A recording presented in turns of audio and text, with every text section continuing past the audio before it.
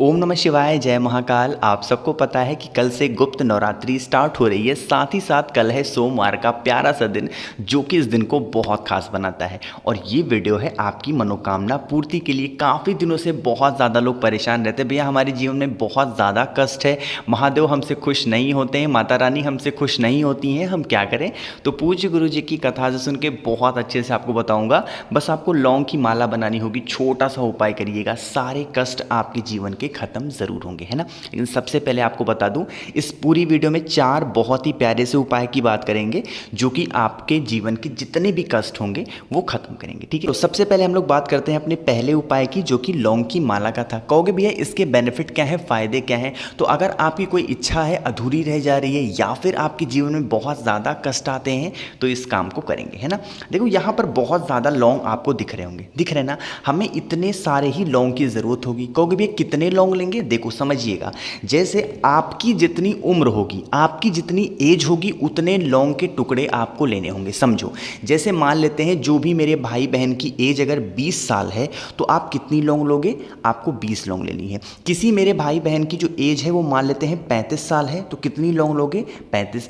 किसी मेरे छोटे भाई बहन की एज मान लेते हैं 10 साल है, तो कितनी लौंग लोगे, 10। यानी कि जितनी आपकी उम्र उतना आपको लौंग लेना है। समझ में आ गया मेरी बात। अब देखो, जितना भी आपने लौंग लिया है उसकी इस तरीके से माला बना लेंगे, है ना। लाल धागे में ऐसे माला बना लेना, बांध बांध के। अब छेद तो उसमें कर नहीं पाओगे, तो एक दूसरे से बांध बांध करके माला बना लेना, है ना। इस माला को लेके किसी भी देवी माता के मंदिर जाना। कब जाना, किसी भी देवी माता के मंदिर चले जाना। सुबह जाना चाहो सुबह जाओ, शाम को जाना चाहो शाम को जाओ। जब भी आप किसी देवी माँ के मंदिर में जाएं, तो आपको लंबी बत्ती का घी का दिया ज़रूर लगाना चाहिए, ठीक है। दीपक लगाने के बाद क्या करेंगे, जो आपने अपने घर से लौंग की माला बना के ले गए हैं, अपने जीवन के जो भी कष्ट होंगे, आपके जीवन की जितनी मनोकामनाएं हैं अधूरी रह जा रही हैं, पूरी नहीं हो पा रही हैं, उस कामना से माता के गले में उस लौंग की माला को पहना देना। जो भी व्यक्ति नवरात्रि में किसी भी दिन एक दिन इस उपाय को कर लेता है, उसके जीवन के जितने भी कष्ट होते हैं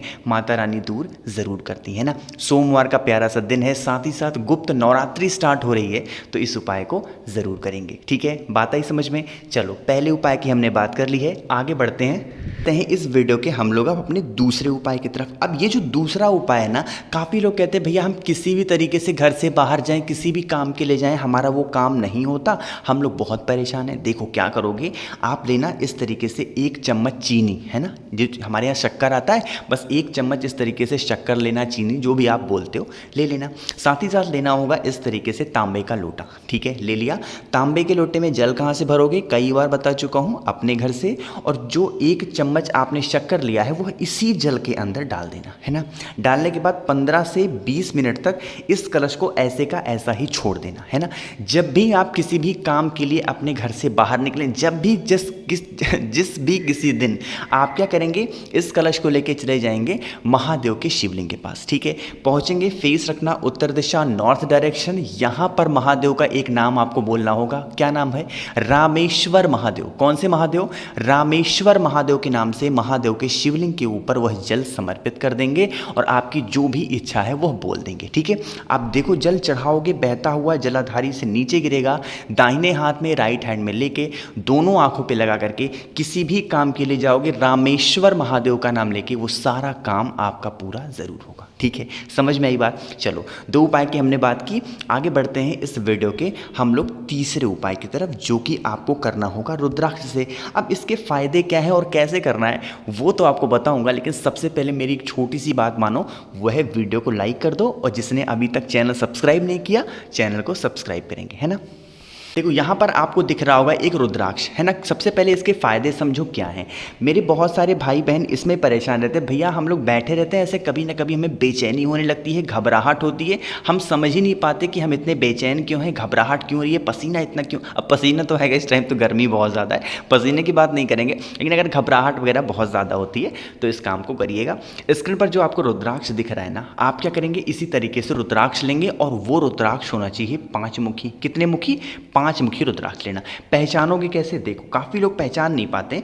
ये जो बीच वाला सर्किल आपको दिख रहा है, जहाँ से हम लोग धागा डालते हैं, इसको देखा करो, और इससे होती हुई कितनी क्रॉस लाइनें बनी हुई हैं, कितनी कट है। पहला ये देखो हो गया, दूसरा ये हो गया, तीसरा ये हो गया, चौथा ये हो गया और पांचवा ये हो गया। इस तरीके से कट आपको दिख रहा है, इसका मतलब ये है पांचमुखी रुद्राक्ष। समझ में आया? इस पांचमुखी रुद्राक्ष को क्या करेंगे, एक तांबे का लोटा लेंगे और इसमें भरना जल और इसमें जो पांचमुखी रुद्राक्ष है वो इसमें डाल देना। ठीक है, डाल करके इस कलश को लेके चले जाना महादेव के शिवलिंग के पास, जाके खड़े होना। ठीक है, खड़े हो गए। खड़े होने के बाद क्या करेंगे, उस रुद्राक्ष को निकाल करके आप बाहर रख लेंगे, उसके बाद अपने पास रखेंगे। लेकिन जब उस कलश में से रुद्राक्ष को निकालो तो अपनी उंगलियों का इस्तेमाल मत करना, किसी चम्मच से या फिर किसी चीज से निकालना। ठीक है, उसके बाद महादेव के शिवलिंग के ऊपर जल समर्पित करना। यहां पर भी महादेव का नाम लेना है। कौन से महादेव? सोमेश्वर महादेव, क्योंकि इस उपाय को आप सोमवार को कर रहे हो, तो कौन से महादेव? सोमेश्वर महादेव का नाम लेके जल समर्पित करना। बहता हुआ जल जलाधारी से नीचे गिरेगा, वहीं पर शिवलिंग के पास में ही खड़े होकर के इस जल को अपने हाथों में लेके आचमन कर लेना, थोड़ा सा पी लेना। आपकी जो भी समस्याएं होंगी, घबराहट, बेचैनी, बहुत परेशान रहते हो, वो सारी समस्याएं खत्म हो जाएंगी। समझ में आई क्या मेरी बात? चलो, यहाँ पर 3 उपाय की हमने बात की है जो कि काफ़ी ज़्यादा आसान थे, है ना। चलो आगे बढ़ते हैं इस वीडियो के सबसे आखिरी उपाय यानी कि अब चौथे उपाय की तरफ बढ़ते हैं। अब ये जो चौथा उपाय आपको बताऊंगा, ये उपाय भी आपकी इच्छा, आपकी मनोकामना को पूरी करने के लिए। ठीक है, देखो लेना होगा आपको इस तरीके से लाल चंदन, है ना। कौन सा लोगे? लाल चंदन। इस उपाय को करने के लिए हमें लाल चंदन ही चाहिए होगा। साथ ही साथ लेना एक बेलपत्र जो कहीं से कटा पिटा हुआ बिल्कुल भी नहीं हो। समझ में आई क्या मेरी बात? चलो, अब यहाँ पर जो बेलपत्र आपको दिख रही है, जो बताऊंगा उस चीज़ को समझिएगा।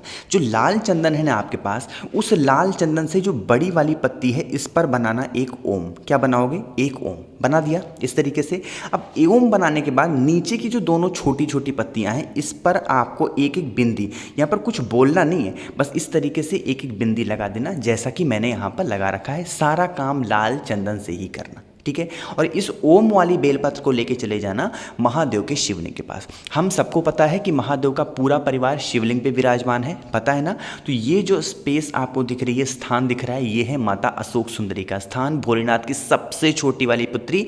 यहीं पर आपको उस बेलपत्र को समर्पित करना। ठीक है, समर्पित कर दिया। उसके बाद एक लोटा शुद्ध जल तांबे के लोटे से महादेव के शिवलिंग के ऊपर आपके जीवन के जो भी कष्ट होंगे, जो भी इच्छा आपकी अधूरी रह जा रही है, उसको बोल के, जो भी कष्ट आपको खत्म करने हैं उसकी कामना से महादेव के शिवलिंग के ऊपर जल समर्पित करोगे। जल इसी बेलपत्र से होता हुआ नीचे गिरेगा, दाहिने हाथ में राइट हैंड में लेके दोनों आंखों पे लगा लेना। वहीं पे खड़े खड़े आपकी जो भी कष्ट होंगे दूर होंगे, सारी इच्छाएं महादेव पूरी जरूर करते हैं ना। ये ताकत होती है माता अशोक सुंदरी के स्थान पे अगर आप बेलपत्र समर्पित करते हैं ना। कल से गुप्त नवरात्रि स्टार्ट हो रही है, साथ ही साथ सोमवार का दिन है। तो मैंने इस पूरी वीडियो में आपको 4 उपाय बताए हैं। इनमें से जो भी आपको सबसे आसान लगते हो, सबसे आसान, उनमें से कोई भी एक उपाय कर लेना। ठीक है, कोशिश की अच्छा समझाने की। वीडियो पसंद आई हो तो लाइक कर दें। कुछ पूछना हो, नहीं समझ में आया, नीचे कमेंट में पूछें। और जो भी लोग मेरी आवाज़ पहली बार सुन रहे हैं ना, चैनल को सब्सक्राइब ज़रूर करिएगा। ओम नमः शिवाय, जय महाकाल।